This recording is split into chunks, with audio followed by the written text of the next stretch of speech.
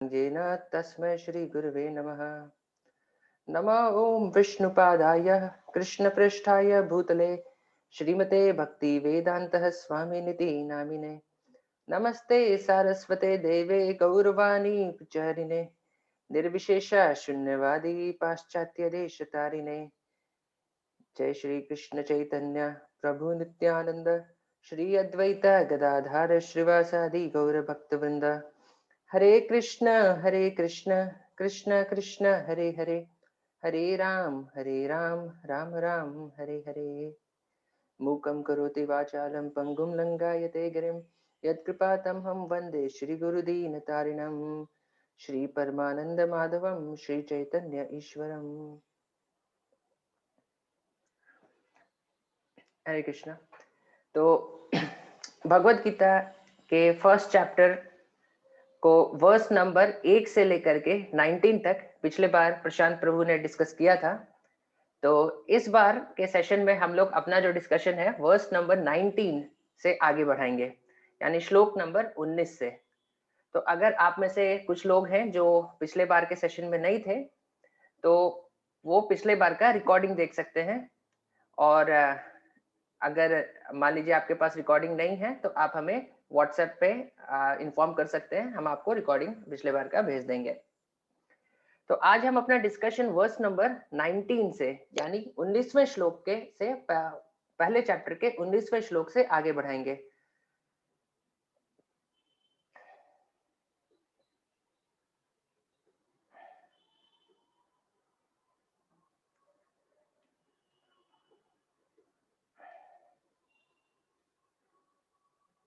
Okay, तो जिन्हें recording चाहिए उन्हें हम लास्ट टाइम का रिकॉर्डिंग हम आपको सेशन के बाद फिर भेज देंगे।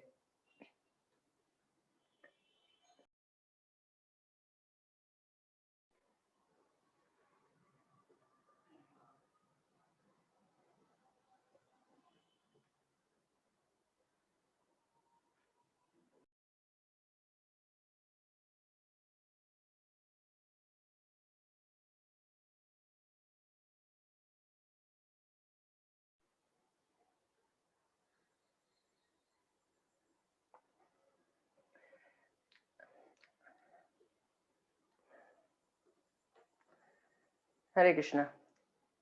तो देखिए वर्स नंबर 19 के बाद आज हम लोग वर्स नंबर 1.20 से आज अपना डिस्कशन फिर यहाँ से आगे बढ़ा रहे हैं। तो देखिए ये वर्स नंबर 20 का ये टेक्स्ट है और उसका ये ट्रांसलेशन है कि at that time Arjun the son of Pandu seated in the chariot bearing the flag marked with Hanuman took up his bow and prepared to shoot his arrows. O king, after looking at the sons of Dashrath drawn in military array, Arjun then spoke to the Lord Krishna in these words. यानी यहाँ पर अब क्या हो रहा है कि युद्ध का मैदान अभी सेट है, पांडवों की और कौरवों की जो सेना है वो आमने सामने खड़ी है और अब शंख बज चुके हैं। दोनों साइड से दोनों सेनाओं के जो सेनापति थे अपने शंख बजा चुके हैं, यानी अब युद्ध आरंभ होने जा रहा है। और उस समय का ये सीन है कि अभी अर्जुन और कृष्ण अपने रथ पर बैठे हैं और अब युद्ध स्टार्ट करने जा रहे हैं। अब इसमें देखिए कुछ सिग्निफिकेंट बातें यहाँ पे बताई गई हैं कि जो अर्जुन है उनके रथ पे जो झंडा है, जो ध्वज है, उस पे हनुमान जी हैं और साक्षात भगवान कृष्ण उनके साथ वहां पर मौजूद है। तो इस श्लोक से देखिए कुछ बहुत इंपॉर्टेंट बातें हम सीख सकते हैं कि पहली चीज है what are the victory science of Arjun. ये देखिए यहाँ पे the presence of Lord Ram, Sita and Hanuman, ये तीन लोगों का प्रेजेंस है अर्जुन के रथ पे।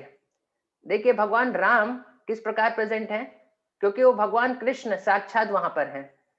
तो भगवान कृष्ण और राम में कोई अंतर नहीं है, तो भगवान राम वहां पे प्रेजेंट हैं और हनुमान उनके ध्वज पे प्रेजेंट हैं। और जो गॉडेस ऑफ फॉर्च्यून है यानी माता सीता, वो कहाँ रहती हैं, जहां पर भी भगवान राम रहते हैं वो ऑटोमेटिकली वहां पे पहुंच जाती हैं। तो ये तीनों वहां पर प्रेजेंट हैं। तो इससे ये संदेश दिया जा रहा है कि जिस प्रकार हनुमान जी और राम जी ने पिछले अवतार में युद्ध करके रावण को हराया था, उसी प्रकार इस बार भी, क्योंकि यहाँ पे सेम वही पर्सनालिटीज प्रेजेंट है, भगवान श्री राम, सीता और हनुमान, इस बार भी उनकी विजय सुनिश्चित है। तो ये युद्ध होने से पहले ही जो हमारे आचार्य हैं वो बताते हैं कि इससे सुनिश्चित हो जा रहा है कि इस युद्ध में पांडवों की ही विजय होने वाली है, न कि कौरवों की।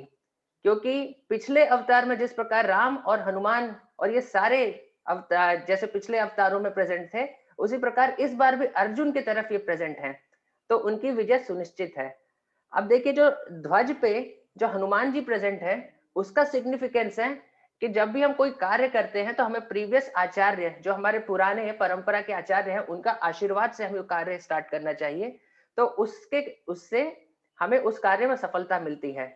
तो यहाँ पे अर्जुन हनुमान जी से ये प्रार्थना कर रहे हैं कि जिस प्रकार आपने प्रभु श्री राम को मदद किया था जब लंका का युद्ध हुआ था, इसी प्रकार आप मुझे आशीर्वाद दीजिए कि इस महाभारत के युद्ध में भी मैं विजयी हूँ।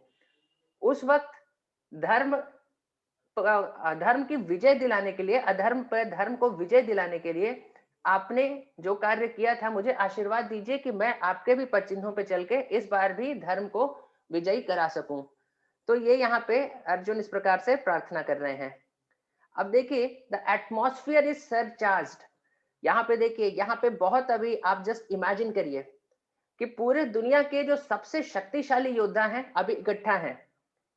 पूरे ये एक विश्व युद्ध है और वर्ल्ड के सबसे बेस्ट वॉरियर्स यहाँ पर इकट्ठा हैं और युद्ध अभी जस्ट स्टार्ट होने जा रहा है और पूरे एटमॉस्फेयर में एक इंथुजियाज्म भरा हुआ है। क्योंकि ये सारे क्षत्रिय, देखिए आज के क्षत्रिय आज के जैसे होते हैं मिलिट्री लीडर्स, उनके जैसे नहीं है। तो इस्कॉन के जो फाउंडर आचार्य हैं शिला प्रभुपाद, वो बताते थे कि 1960s में जो वॉर्स हुई हैं, ये वॉर जो है होने जा रही है उससे पूरी तरह से अंतर है, क्यों अलग है, क्यों है? क्योंकि देखिए यहाँ पर जो सेना है और उसके जो सेनापति हैं और जो योद्धा हैं वो फ्रंट से लीड कर रहे हैं। आज के जो मिलिट्री लीडर्स होते हैं वो अपने सेफ्टी में बैठ करके सिर्फ सेना को कमांड करते हैं, तो इस प्रकार से वे कार्य नहीं कर रहे हैं, वो सामने खड़े हैं और कोई किसी को भी अपनी सुरक्षा का ज्यादा भय नहीं है।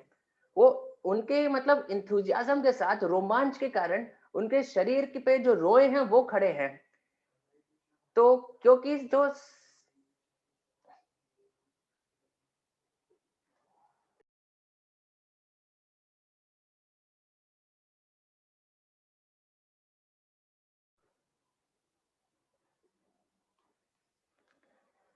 तो देखिए आज के जो क्षत्रिय होते हैं, आज के जो वॉरियर्स हो रहे हैं होते हैं, वो जनरली क्या करते हैं कि आराम से एक जगह बैठे रहते हैं और अपनी सेना को आगे भेजते हैं, जो मिलिट्री कमांडर्स होते हैं।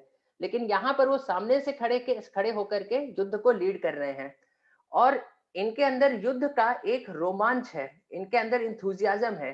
दे are waiting for the war, they are not fearful of the war, they are not fearful कि युद्ध में हमारी मृत्यु हो सकती है, क्या है। उनके लिए एक ये बहुत बड़ा रोमांच और उनका एक जैसे समझ लीजिए कि ड्रीम कम ट्रू है, क्योंकि ऐसे योद्धा इंतजार करते हैं कि युद्ध करने का उन्हें कब मौका मिले। इसलिए उनके अंदर जो क्षत्रिय स्पिरिट है, वो स्पिरिट पूरी तरह से अभी उफान मार रही है। तो एटमॉस्फेयर पूरी तरह से सरचार्ज्ड है। अब देखिए the warriors were filled with excitement and when conscious blue their hairs stood on and in anticipation. तो उनके जब अब शुरू होने जा रहा है, जैसे ओलंपिक शुरू होने जा रहा है, बिगुल बज जाता है, तो किस प्रकार का रोमांच होता है, उस प्रकार का रोमांच उनके अंदर है। They had faith that dying on the battlefield would gain them entrance into the heavenly planets।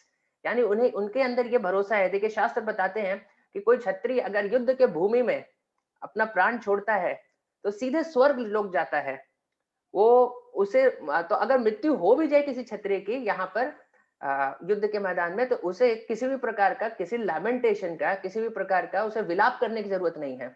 इसलिए क्षत्रिय जब युद्ध में जाते हैं तो उनके पास दो ही ऑप्शन रहते हैं, या तो वो विजयी होके वापस आएंगे या फिर वो वहां पे अपना प्राण छोड़ देंगे और स्वर्ग लोक जाएंगे। इसलिए उनके पास दोनों ही केस में हारने के लिए कुछ नहीं है। दोनों ही केस में या तो वो विजयी होने वाले हैं या तो वो स्वर्गलोक में जाने वाले हैं। तो ये वास्तविक क्षत्रिय स्पिरिट होती है। और जो छत्रानियां भी होती हैं, जो क्षत्रियों की पत्नियां भी होती हैं, उनका भी ऐसा ही स्पिरिट होता है कि वो जब अपने पतियों को जब भेजती हैं युद्ध में के लिए, तो पति या तो उन्हें पता है कि मेरा पति या तो जीत करके वापस आएगा या उसकी डेड बॉडी, मृत शरीर उसका वापस आएगा। तो अगर कोई क्षत्रिय वापस आ रहा है तो आरती लेके तैयार रहती हैं वो अपने पति का स्वागत करने के लिए, लेकिन दरवाजा खोलने से पहले पूछती हैं कि शत्रु को मार दिया क्या? अगर वो बोलेगा कि नहीं, नहीं मारा, तो फिर दरवाजा ही नहीं खोलेंगी। वो बोलेंगे कि जाइए वापस, आप युद्ध करके आइए, या तो शत्रु को मार दीजिए या फिर आपकी डेड बॉडी वापस आनी चाहिए। तो ये क्षत्रिय स्पिरिट होती है, इवन छत्रानियों की भी। तो ये समझ सकते हैं कि आज के जो वॉरियर्स हैं उनसे बहुत अलग तरह के ये योद्धा हैं। तो इसलिए जो एटमॉस्फेयर है पूरी तरह से सरचार्ज्ड है। तो ऐसा माहौल है। अब देखिए, अब कॉन्शियस बच गए, जो शंख है वो बच चुके हैं, और जो इतने दिनों से इंतजार किया जा रहा था जिस युद्ध का, वो युद्ध अब आरंभ होने जा रहा है और पहले तीर अब छोड़े जाने वाले हैं युद्ध के। और इस वक्त अर्जुन जस्ट अपना युद्ध स्टार्ट करने जा रहे हैं। किसी भी समय कहीं से भी कोई तीर अब छूट सकता है। तो उस वक्त अब अर्जुन ये प्रश्न पूछते हैं जहां से मेन भगवत गीता का क्लाइमैक्स अभी शुरू होता है। तो अभी हम देखिए इस दूसरे सेक्शन पे भी आगे बढ़ रहे हैं कि पहला सेक्शन, ये तीसरे सेक्शन पे हम आगे बढ़ रहे हैं। दो सेक्शन जो हमने फिनिश कर लिया है, 1 to 13 और 14 to 20। अब 21 से 27 ये सेक्शन नंबर 3 है। इस सेक्शन नंबर 3 में भगवान कृष्ण की भक्त वात्सल्यता उभर करके सामने आती है। तो इस सेक्शन को अब हम आगे स्टार्ट करेंगे। तो इस सेक्शन का देखिए ये समरी है कि Krishna appears as a chariot driver of Arjun, revealing his quality as Bhakt Vatsalya. Arjun orders Krishna to place his chariot between the two armies because he wants to see who is present. Seeing those assembled for battle, Arjun becomes hesitant to fight. यानी अब यहाँ पे अर्जुन देखने जा रहे हैं कि कौन योद्धा है जो कि इस युद्ध के मैदान में प्रेजेंट है, जिनके साथ की मुझे युद्ध करना है।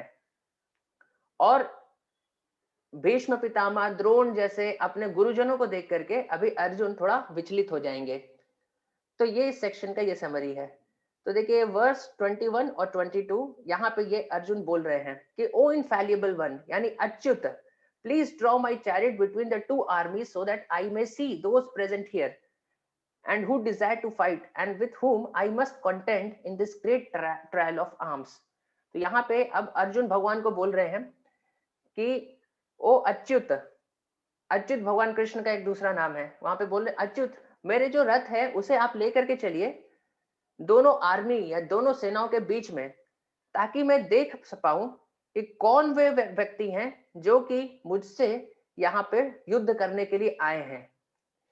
तो ये इस प्रकार से यहाँ पर बोल रहे हैं भगवान को अर्जुन।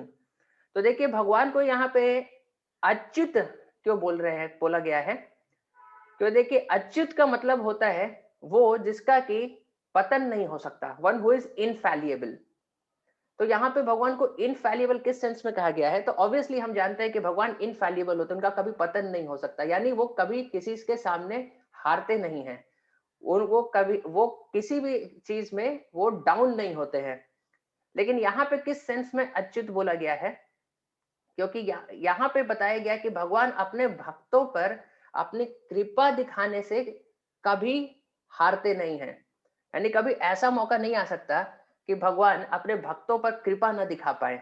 वो हर सिचुएशन में भगवान अपने भक्तों पर कृपा दिखाते हैं, और अभी अर्जुन के ऊपर कृपा दिखाने जा रहे हैं, क्योंकि अर्जुन के मन में भी बहुत सारे प्रश्न आने वाले हैं, वो थोड़े विचलित होने वाले हैं, और इसके बाद अब भगवान अर्जुन के प्रश्नों का उत्तर दे करके उनके सारी समस्याओं का अभी समाधान करेंगे। तो इसलिए यहाँ पे उन्हें अच्युत बोला गया है। The sweet relationship between Lord and his devotee is that the Lord derives more pleasure when his devotee takes a superior position and orders him।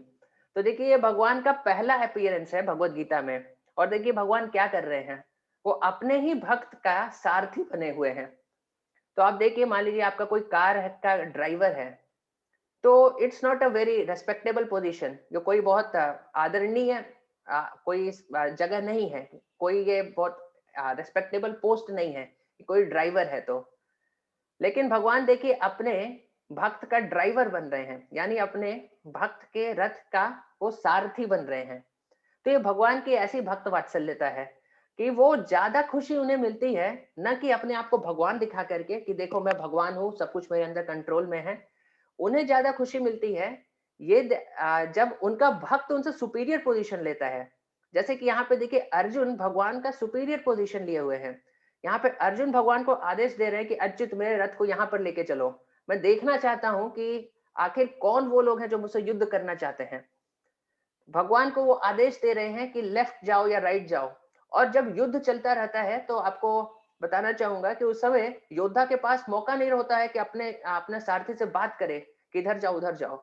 उसे अपने सारथी को अगर दाएं लेके जाना है बाएं लेके जाना है तो कैसे वो बताता है, उसे लात मार करके। अगर दाईं तरफ लात मारा तो दाएं जाना है और बाईं तरफ लात मारा तो बाएं जाना है।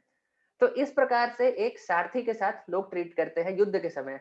और भगवान अपने भक्त की प्रसन्नता के लिए देखिए वो पोजीशन लेने के लिए भी तैयार हैं।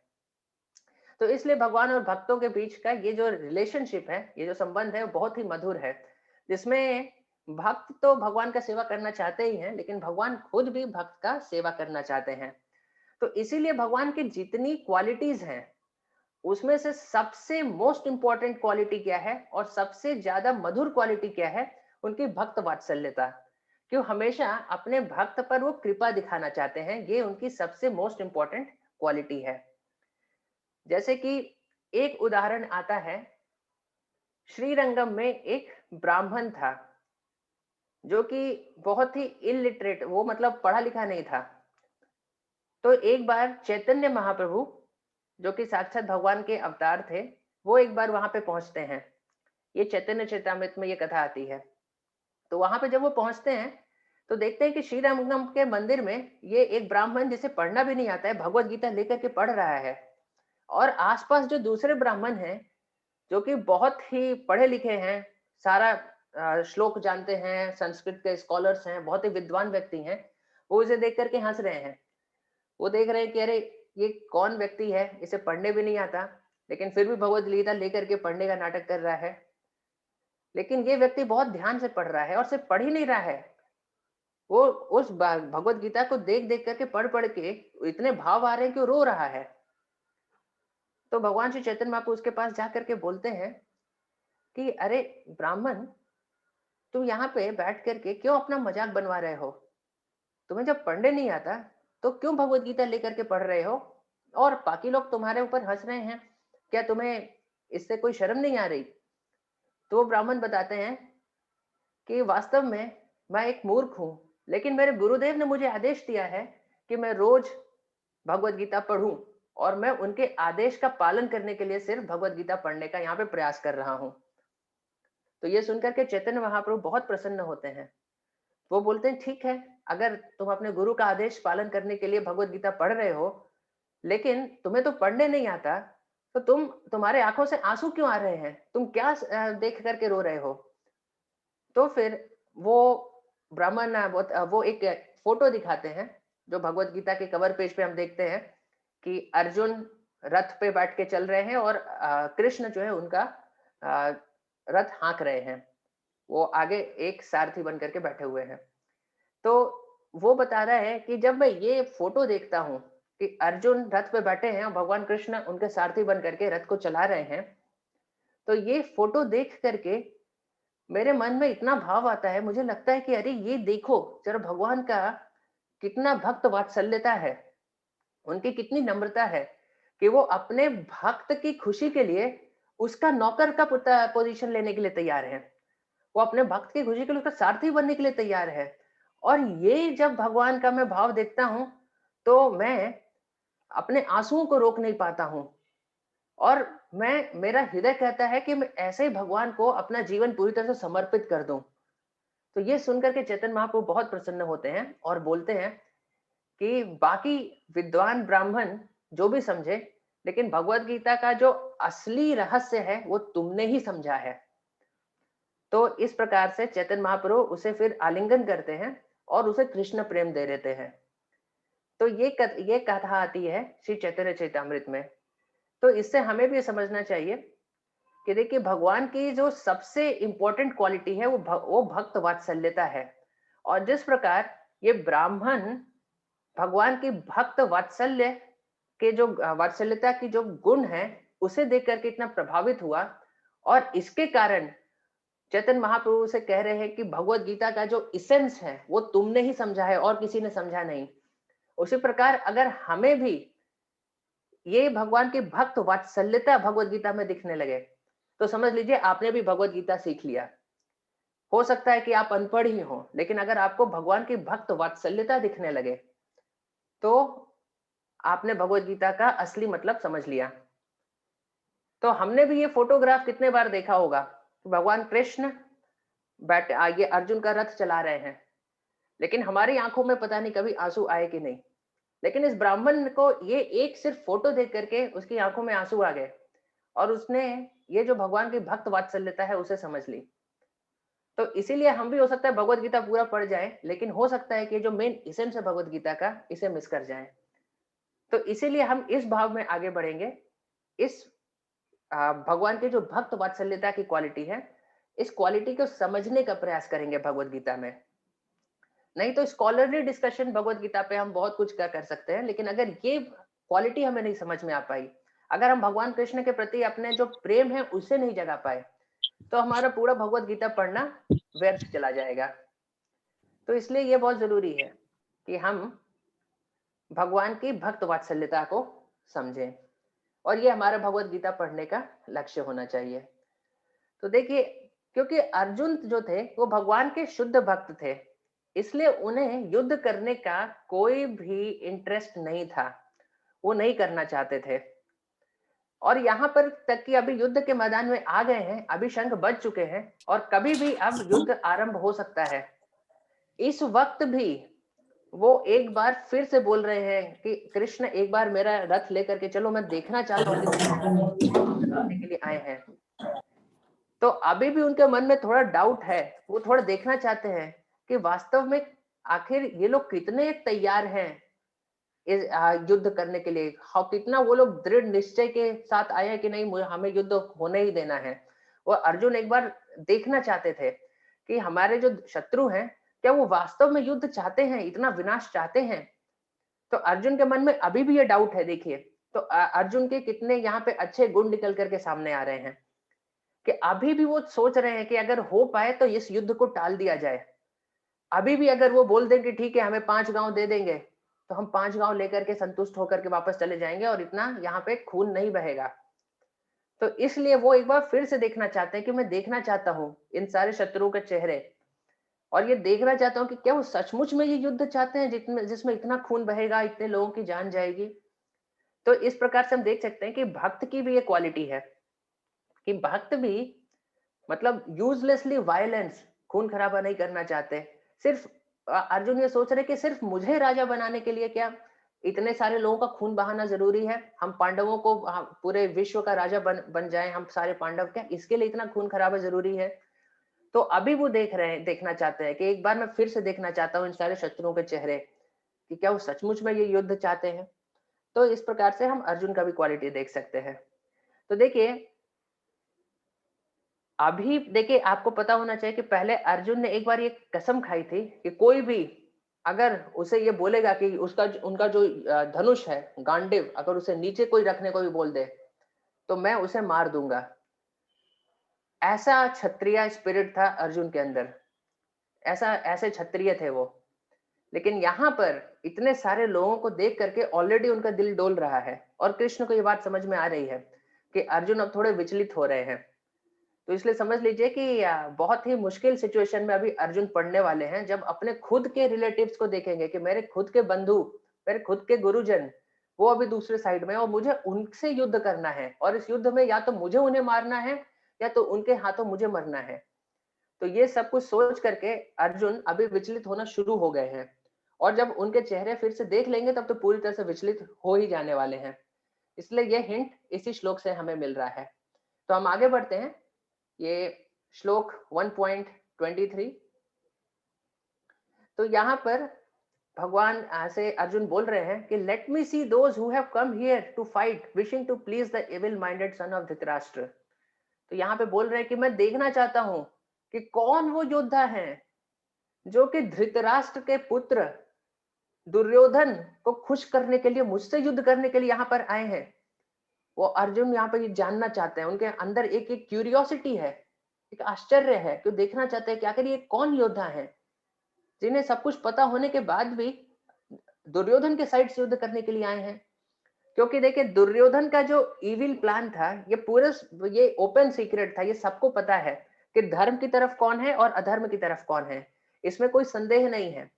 दुर्योधन अधर्म की तरफ है और पांडव धर्म की तरफ है, ये एकदम ओपनली सबको पता है। तो इसलिए अब अर्जुन देखना चाहते हैं कि जब सारी बात एकदम दूध का दूध और पानी का पानी है, फिर भी इतने सारे योद्धा जो दुर्योधन की तरफ से ज्वाइन किए हुए हैं, उसके दुर्योधन की तरफ से युद्ध करने वाले आखिर वो कौन है, और मैं उन्हें देखना चाहता हूं। तो क्योंकि ये आपने सुना होगा, एक कहावत है अंग्रेजी में कि birds of the same feather flock together, यानी जो व्यक्ति एक ही जो पक्षी जो होते हैं एक ही पंख के होते हैं, वो एक साथ रहते हैं। जैसे हंस हंसों के साथ रहते हैं, और कबूतर कबूतरों के साथ रहते हैं, और बत्तख बत्तखों के साथ रहते हैं, और कौवे कौवों के साथ रहते हैं। यानी जो दुर्योधन के साथ ज्वाइन करने वाले हैं, जो दुर्योधन की तरफ से युद्ध करने वाले हैं, तो ये पक्का है कि उनकी भी मेंटालिटी दुर्योधन के जैसी ही है। इसलिए अर्जुन ये देखना चाहते हैं। तो Arjun also wanted to make an estimation of the strength which he had to face. अब दूसरा कंसिडरेशन देखिए ये भी था अर्जुन के मन में, कि वो ये देखना चाहते थे कि अरे कि ये जो हम युद्ध करने जा रहे हैं, ये तो शत्रु का बल कितना है, उनकी सेना कितनी शक्तिशाली है, वो ये बात भी जानना चाहते थे। तो उनको ये कॉन्फिडेंस था कि भगवान कृष्ण क्योंकि यहाँ पे प्रेजेंट हैं, इसलिए विजय तो सुनिश्चित है। लेकिन फिर भी ये एक इंटेलिजेंस का साइन है, ये बुद्धिमत्ता है कि आप कभी भी दुश्मन को कमजोर ना समझें और उसके बल का आकलन हमेशा अच्छे से कर ले, और उसके बाद ही युद्ध में उतरे। तो अर्जुन इसलिए भी सबको देखना चाहते थे कि वो पता करना चाहते थे। मीटिंग चालू है इसलिए कह रहा मेरी नहीं, हम तुम्हारी कसम नहीं, वहां जाएंगे उसके एप्लीकेशन।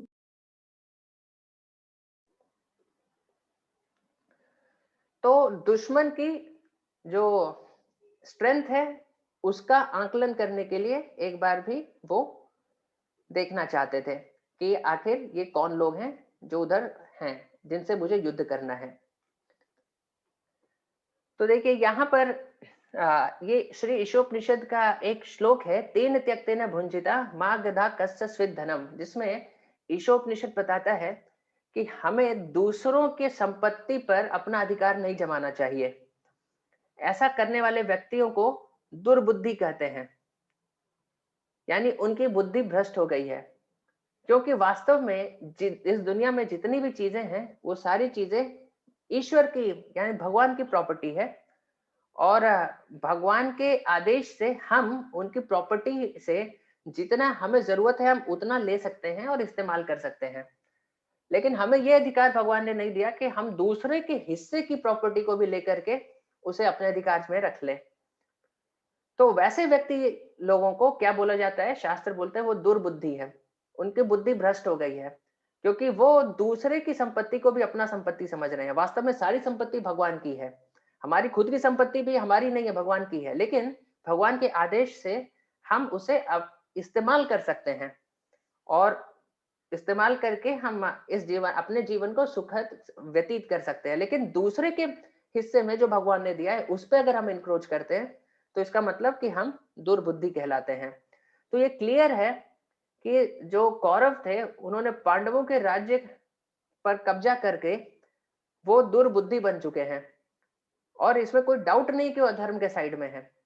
और फिर भी इतने सारे योद्धा जो आए हैं उनका हेल्प करने के लिए, दुर्योधन की तरफ से युद्ध करने के लिए, तो इस कारण से अर्जुन ये देखना चाहते हैं, वो बहुत उनके मन में आश्चर्य है कि वो देखना चाहते हैं कि आखिर ये कौन लोग हैं जो उधर से युद्ध करने के लिए आए हैं। तो हम आगे बढ़ते हैं वर्स 1.24 में। तो अभी देखिए संजय बोल रहे हैं।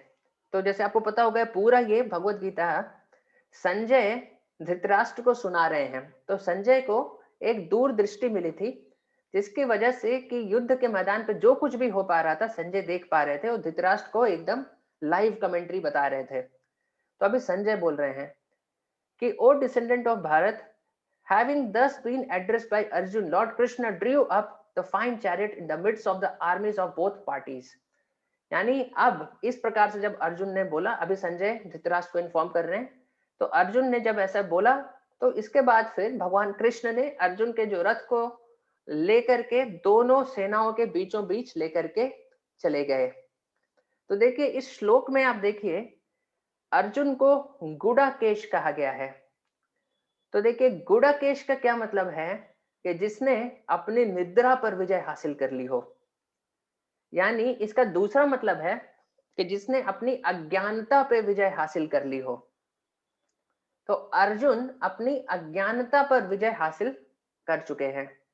क्यों हासिल कर चुके हैं? क्योंकि उनके साथ सबसे ज्यादा ज्ञानी व्यक्ति भगवान कृष्ण खुद वहां पे सामने हैं।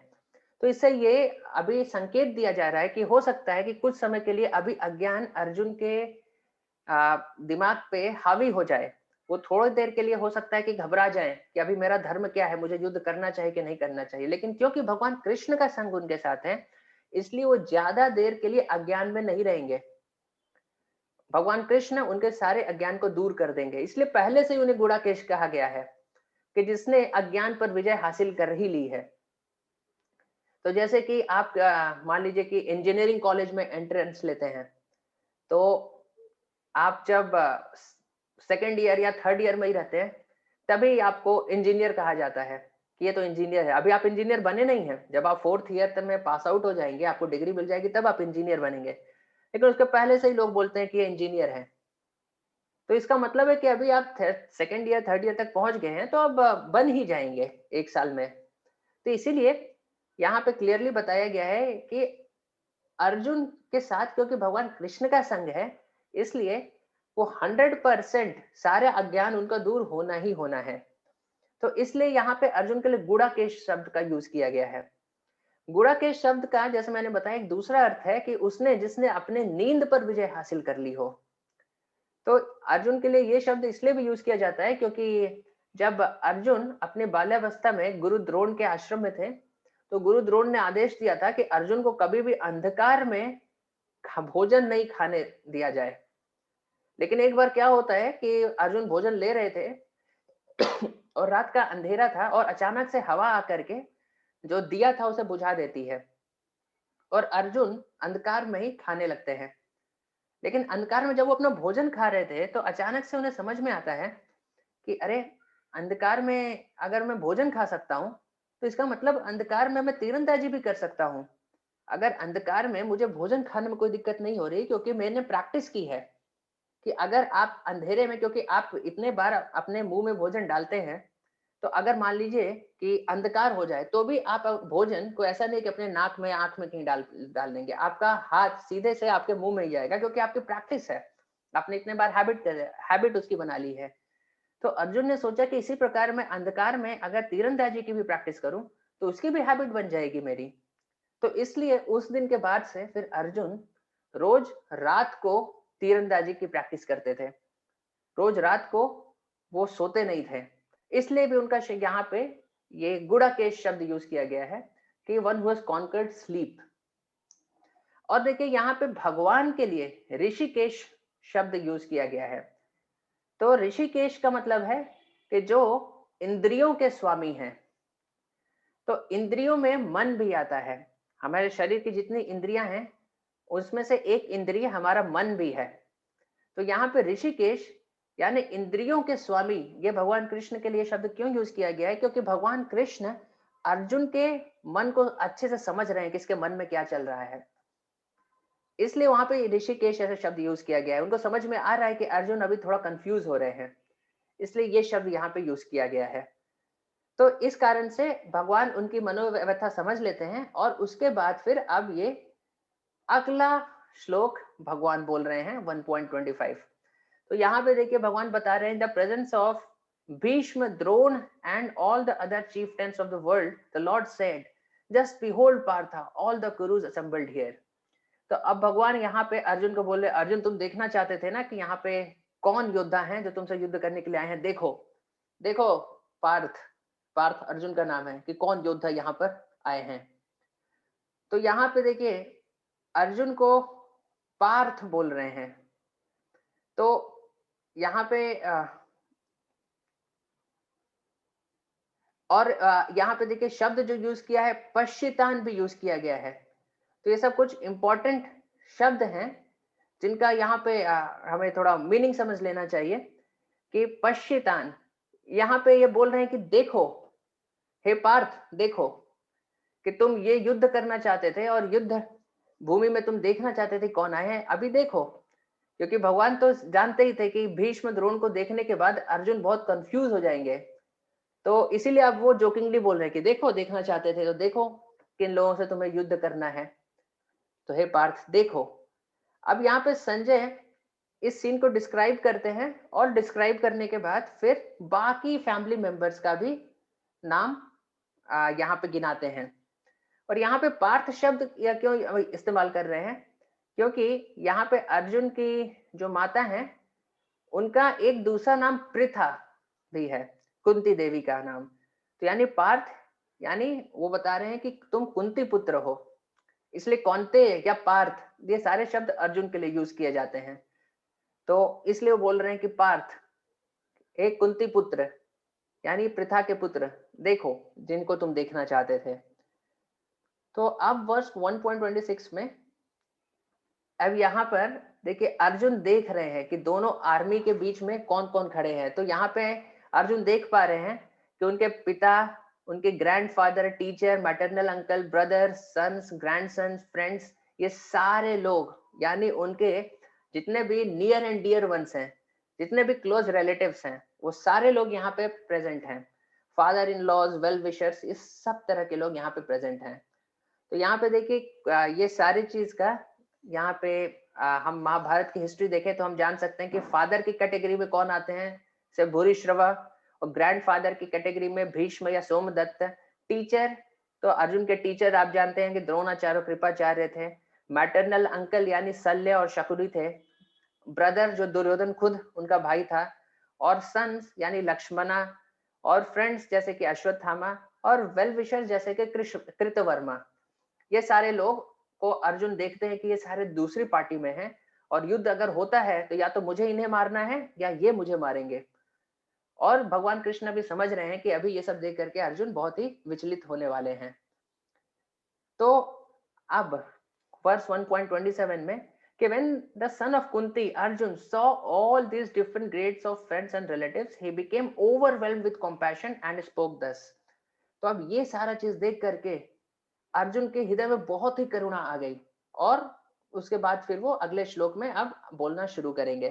तो देखिए कृष्ण भगवान ने ये जानबूझ के अर्जुन का जो रथ था उसे भीष्म और द्रोण के रथ के सामने ले जाकर के रखा।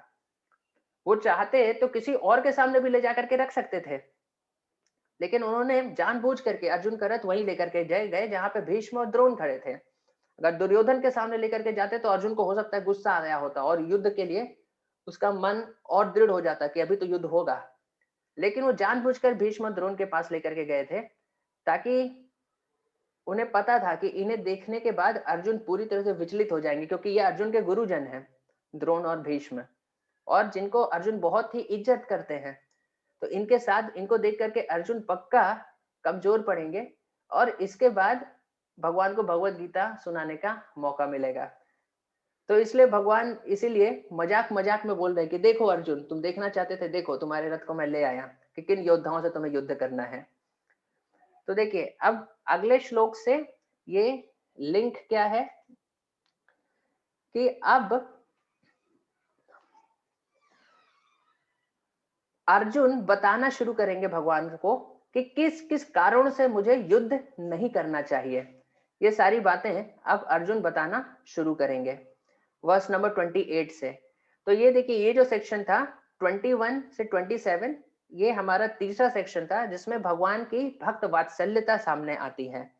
तो अब ये सेक्शन फिनिश होता है 28 वर्स से अब एक हमारा नया सेक्शन स्टार्ट होगा।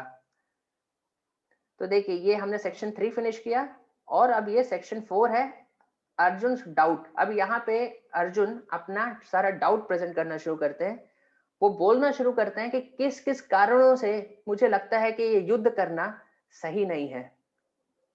तो ये 28 से 46 तक का ये सारे श्लोक हैं।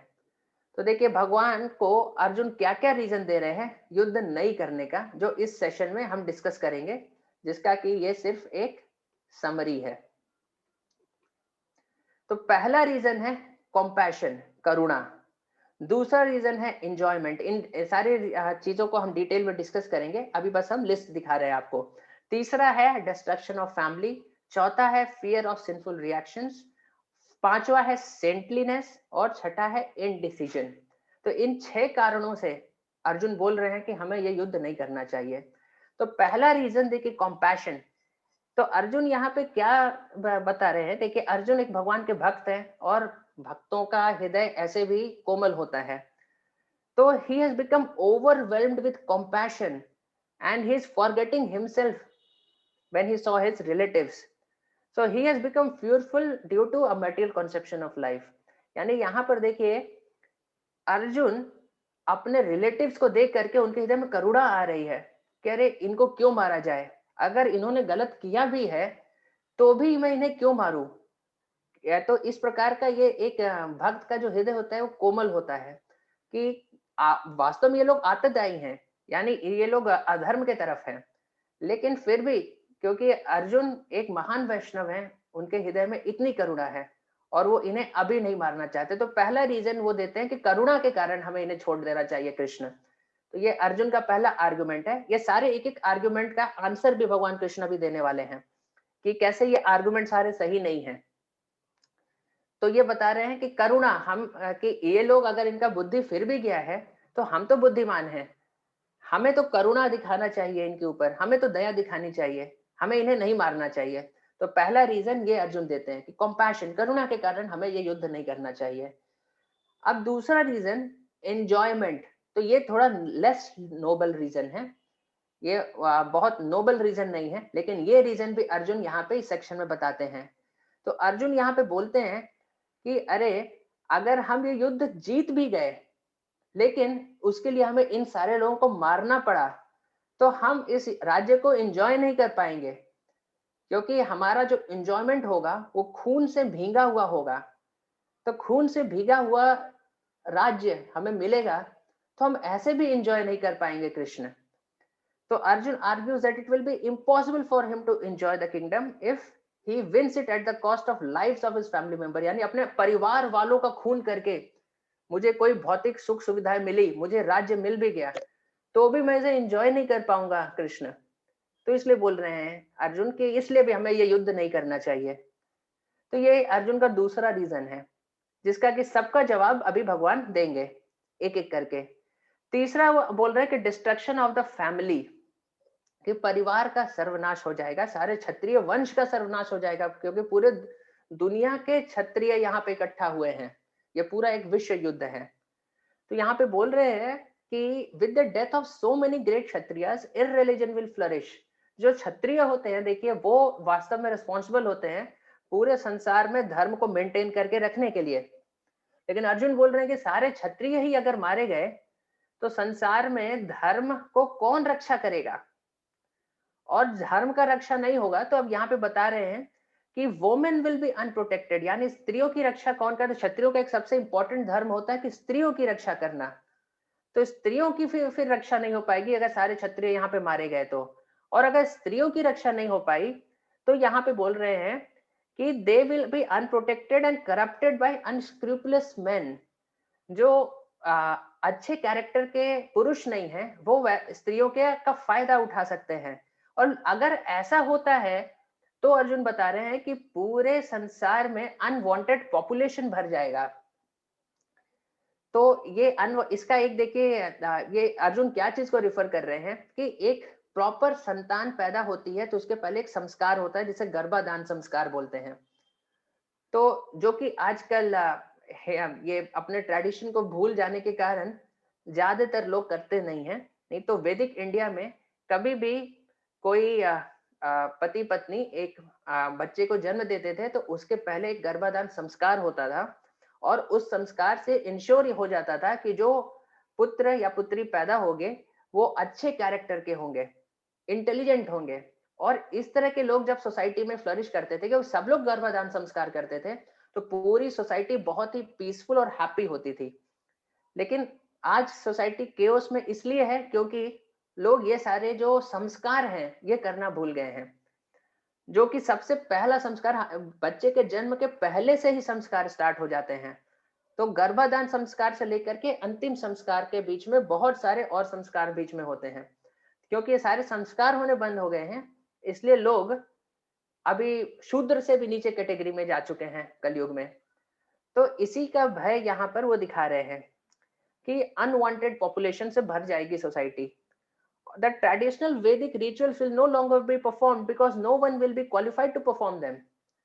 तो जो रिचुअल्स हैं, जो रीति रिवाज है शास्त्रों के, उन्हें कोई परफॉर्म नहीं करेगा क्योंकि जब वर्ण संकर यानी अनवांटेड पॉपुलेशन है, अनवांटेड पॉपुलेशन यानी वैसी पॉपुलेशन इसका कि ये गर्भाधान संस्कार नहीं हुआ है, वैसे लोग जब सोसाइटी में रहेंगे तो ये संस्कार होंगे ही नहीं और इसके कारण पूरे परिवार का सर्वनाश हो जाएगा, सारे लोगों का सर्वनाश हो जाएगा और जो इसका कारण है यानी हम, उनका भी सर्वनाश हो जाएगा। तो ये भी रीजन अर्जुन दे रहे हैं कि इस कारण से भी हमें ये युद्ध नहीं करना चाहिए कृष्ण। तो ये तीसरा रीजन है। अब चौथा रीजन जो अर्जुन दे रहे हैं कि Arjun thinks that the enjoyment of royal happiness is not worth the suffering he will have to undergo as a sinful reaction for destroying the family and killing his superiors.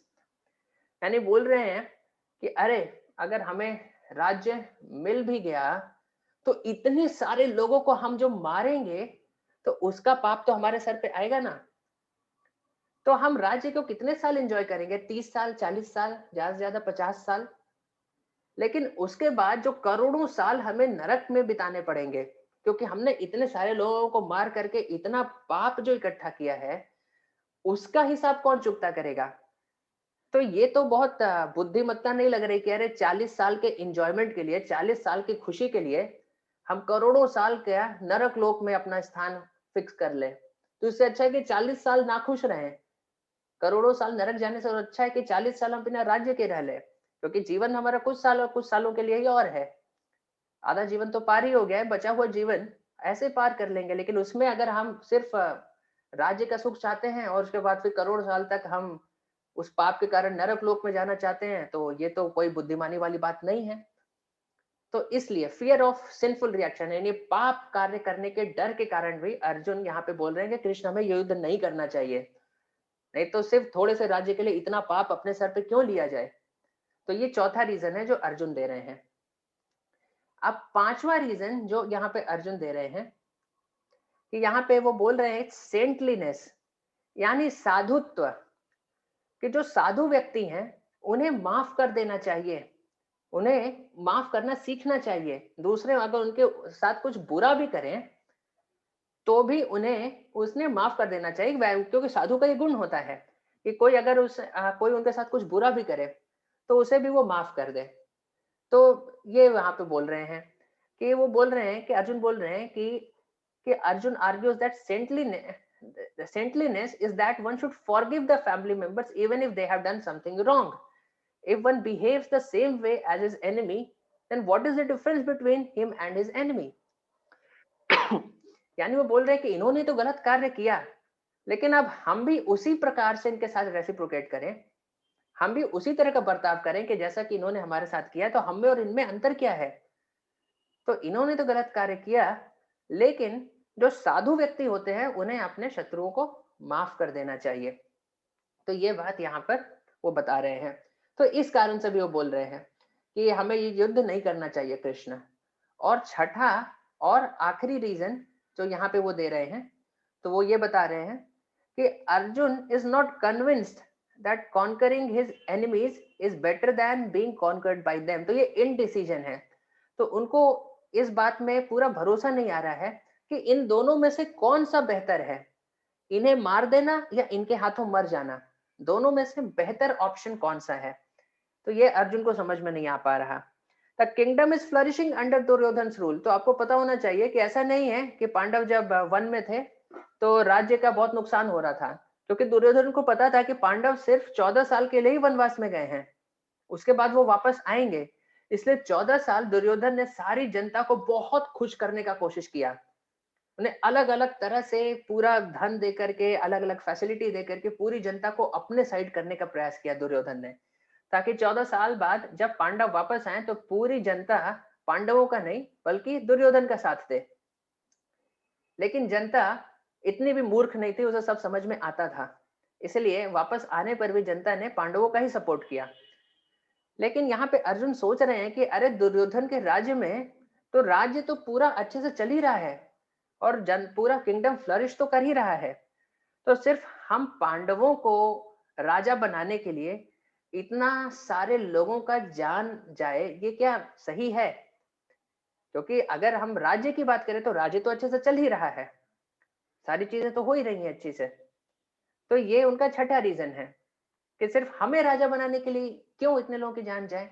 ऐसा होता कि मान लीजिए राज्य अच्छे से नहीं चल रहा है, राज्य में अधर्म हो रहा है या राज्य में बहुत सारे गलत कार्य हो रहे हैं, तब तो ठीक है, हमें युद्ध करते, क्योंकि धर्म युद्ध में क्षत्रियों का ये कर्तव्य होता है कि कोई अगर दूसरा राज्य है जहाँ पे अधर्म हो रहा है, ठीक से शासन नहीं हो रहा है, तो उनके ऊपर विजय प्राप्त करके वहां पे धर्म की फिर से स्थापना की जाए। लेकिन यहाँ पे अर्जुन सोच रहे हैं कि अरे दुर्योधन तो इतना अच्छा राज्य कर ही रहा है, तो सिर्फ उनसे राज्य छीनने के लिए हम क्यों इतने सारे लोगों का रक्त बहाएं। तो ये अर्जुन के 6 रीजन हैं और इनका जवाब फिर भगवान एक एक करके फिर आगे देंगे। तो हमारे पास थोड़ा समय अभी और है, तो मैं ये जस्ट जानना चाहूंगा कि आपके कोई प्रश्न हैं, आप अगर पूछना चाहते हैं तो हम अभी आपके प्रश्न ले सकते हैं।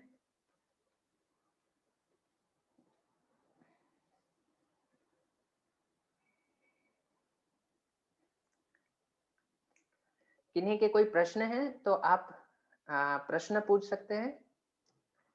अगर किन्हीं के, या आप पूछ सकते हैं, आप टाइप कर सकते हैं, या फिर आप अपने माइक में बोल भी सकते हैं।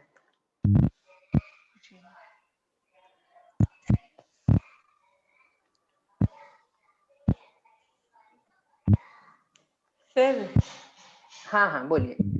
सर मेरे लाइफ में भी बहुत सारे टेंशन है, जैसे अर्जुन में थे ना, आपने बताया जस्ट लाइक अर्जुन की तरह मैं भी सोचती हूँ कि जैसे मैं शादीशुदा जो लाइफ में है ना, हम दोनों, मेरे और मेरे पति और हम बच्चे, ठीक है ना, हमारे पति और हमारे बच्चे तीनों के बीच में हमारी मदर इन लॉ आ गई है, ठीक है ना।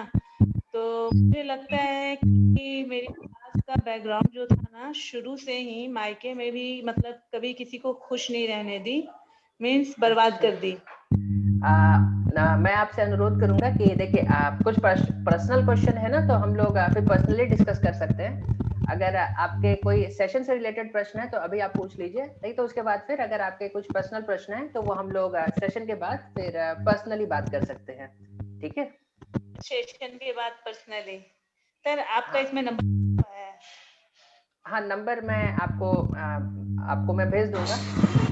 आपको मैं व्हाट्सएप ग्रुप में मैं नंबर भेज दूंगा। किन्हीं के पास भी कोई भी प्रश्न है तो उस पर मुझे भेज सकते हैं, आप भी उसी पे कांटेक्ट कर सकते हैं। अभी आपका अगर इस आज के हमारी जो डिस्कशन है उसके ऊपर कोई प्रश्न है या ऐसा कोई प्रश्न है जिससे कि सब कोई रिलेट कर पाए तो आप अभी पूछ सकते हैं।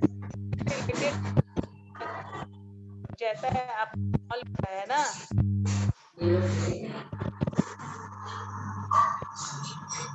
आपकी आवाज नहीं आ रही है। या नहीं जाना चाहिए, बस आवाज नहीं आ रही है आपकी। मैं हूँ कि नहीं आ रही है, आपकी आवाज नहीं आ रही है।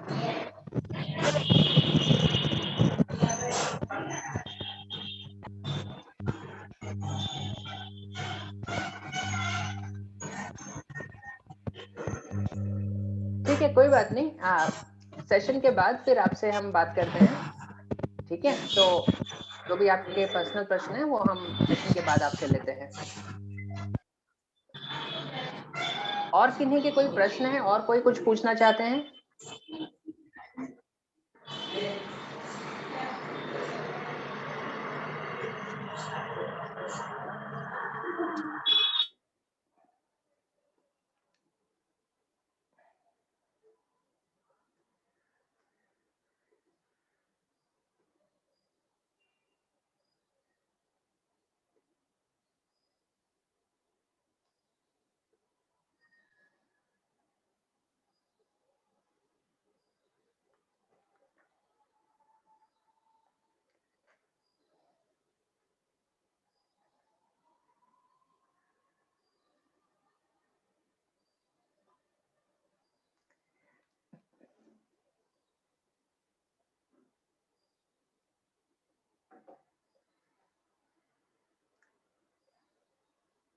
ठीक है, तो अगर किन्हीं के कोई प्रश्न नहीं है तो आज का सेशन हम फिर यहीं पे एंड करते हैं।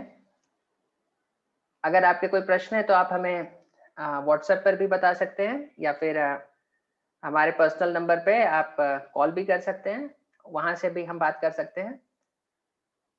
और हम अगले सप्ताह अपने डिस्कशन को फिर इस पॉइंट से आगे कंटिन्यू करेंगे 11:30 अगले संडे को फिर से 11:30 बजे इस पॉइंट से हम अपना डिस्कशन फिर से आगे कंटिन्यू करते हैं। तो तब तक अगर आप कोई और प्रश्न या कोई किसी भी और प्रकार का आपके पास कोई कमेंट्स हैं, क्वेश्चंस हैं या सजेशंस हैं तो आप हमें बता सकते हैं हमारे व्हाट्सएप पे कांटेक्ट करके। Okay, so thank you very much. Srila Prabhupada की जय। श्रीमद् भगवद गीता की जय।